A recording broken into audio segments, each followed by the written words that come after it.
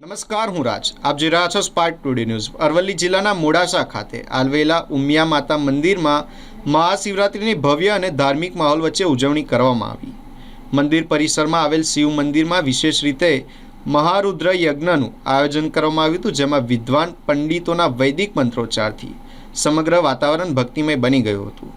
શિવરાત્રિના પર્વે મોડાસા અને આસપાસના વિસ્તારોમાંથી હજારો ભક્તોની ભીડ ઉમટી પડી હતી. ભગવાન શિવના દર્શન કરી શીશ ઝુકાવ્યું હતું. મંદિરમાં આવતા ભક્તો માટે દહીં અને રતાળુ પ્રસાદીનું પણ વિશેષ આયોજન કરવામાં આવ્યું. ત્રંબકમ જજામય સુગંધિમ પુષ્ટિવર્ધનમ ઉર્વારુક્મ્ય વંદનાથ મૃત્યુર્મુક્ષમામૃતાદ મિની ઊંઝા ઉમિયા માતાજી મંદિરથી મહંત શ્રી શાસ્ત્રી વિષ્ણુપ્રસાદજી મહારાજ.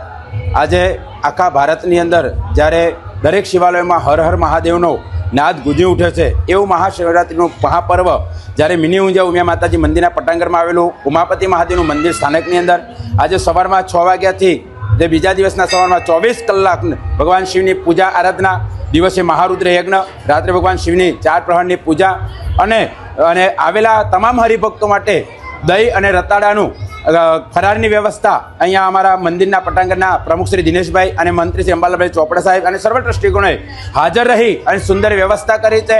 આ યજમાન યજ્ઞના અને 4 પ્રહરના પૂજાના યજમાનો પણ બની અને પૂજાનો લાભ લેશે અને તમામ હરિભક્તો આવી ભગવાન શિવના દર્શન કરી ધન્યતા અનુભવશે. એ ભાવશે દરેકને અંતના ભાવથી ઓમ નમઃ શિવાય, નમો નારાયણ.